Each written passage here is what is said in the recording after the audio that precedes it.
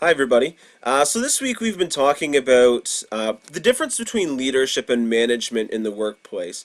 And there is a big difference between these two terms. Oftentimes, I think that when we think of management and leadership, sometimes we think of them as sort of being interchangeable words. And for the most part, we can look at them and sort of say the intention behind both is the same. But the terms have very different looks to them. When we see them in action, we see very different things in a workplace or on a sports team or whatever. Leadership and management have two very different looks. You can see different things happening, and they're characterized in different ways. And so that difference is what we're going to talk a little bit about today. So when we're talking about leadership versus management, the first part would be really just to start off with a definition of both terms. And so I'm not going to read the entire definition, but I do want to highlight some specific words that really illustrate the differences between these two ideas. Leadership really is about influence, about motivation, and about enabling other people to really drive success. Management, on the other hand, has a very different feel in terms of the words that are used to describe it, in directing and controlling and coordinating. So again, we can see that difference. Now, if we break this down into a bunch of different areas, the first one, orientation. What are the concerns between leadership and management? In leadership, we're really talking about being people-oriented, looking after the people that you're leading, and making sure that they are successful in as much as the organization is successful.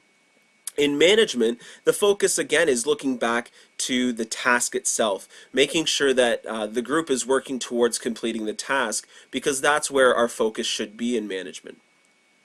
In terms of outcomes, leadership really focuses on the achievements of people.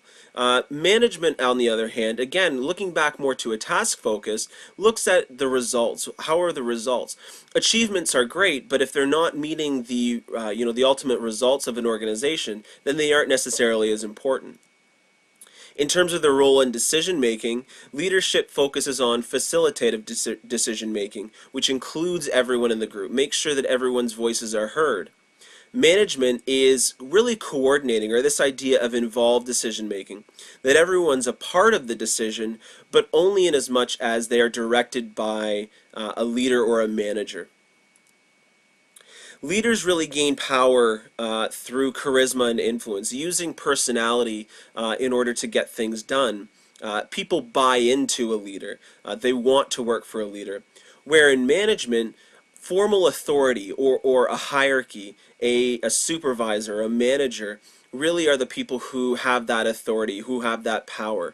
And they really get it through this hierarchy or this formal authority or the position that they have. In terms of organization, of how an organization is run, leaders have followers. Followers who want to follow the leader because they see that person as being able to move them and their interests forward in addition to the organization's. Managers have subordinates, people who work underneath them. In terms of leadership, leaders appeal to heart. They appeal to people's emotion. They want people to feel comfortable and willing and wanting to work towards goals. Managers really work with their head. They really focus on the details and encouraging everyone, really in this idea that everyone will work together within a system. Next, we're going to talk about this idea of capital. How do leaders and managers, for that matter, build capital in an organization?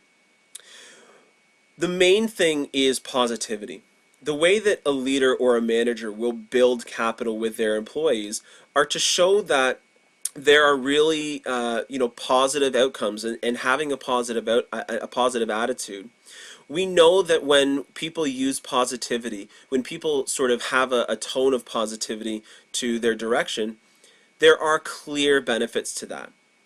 So companies will build positivity and capital within their organizations by focusing on four different types of capital. The first is financial capital, second, human capital, third, social capital, and the last, which is what we're going to kind of focus on, is this idea of positive psychological capital.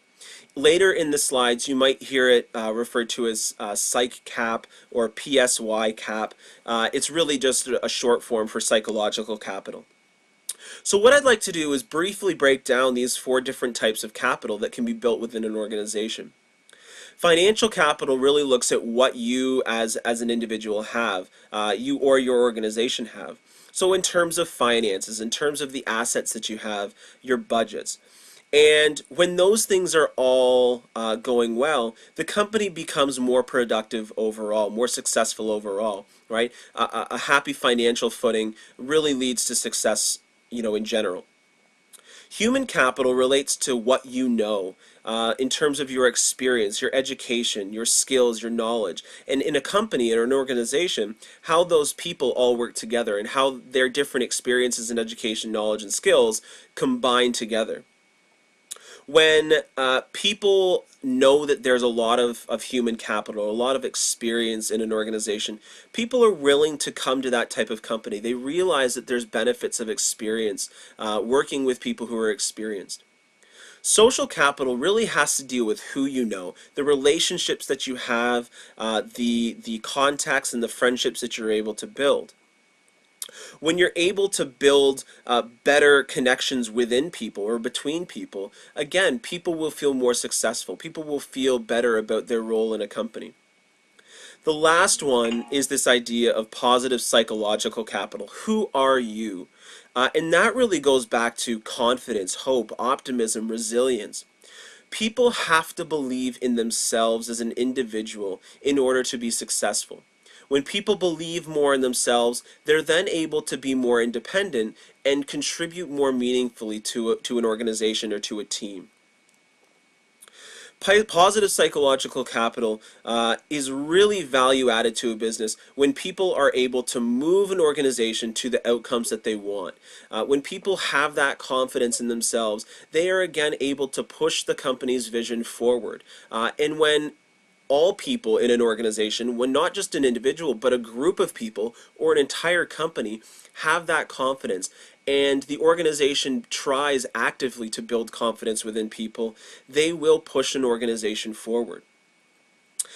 Positive and this developmental state of an individual is really characterized by self-efficacy, optimism, hope, and resilience.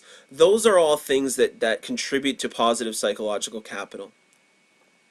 So when people have high psychological capital, they're working towards pushing those organizations forward toward their vision. But how are they doing that? With that high psychological capital, they have better work performance. They're more committed to the work that they're doing, which is a really important part of moving people forward. If you're not committed, your work performance will suffer. And when you're also committed, you know that you are again working towards a common goal, and so hopefully that work satisfaction improves. We also know that with all those things coming together, that an organization can change, can move forward, build better relationships, rely more on collaboration, and where collaboration is valued and encouraged between people. And when people are able to collaborate more effectively, they are able to be more effective as a group or as a team. So that's all we've got for this PowerPoint for this week. What I'd encourage you to do is go back to the weekly folder, the week 11 folder, and work through the remaining content for the week. This week for the weekly assessment, there will be a journal entry that you'll be asked to write, and it really has to relate to your experiences with your best and worst boss. I'm sure most of us have had those experiences, so I'd invite you to go back, finish up the content, and then work on that journal activity moving forward. If you have any questions, please don't hesitate to get in touch with me. Other than that, have a great week, and we'll talk to you soon.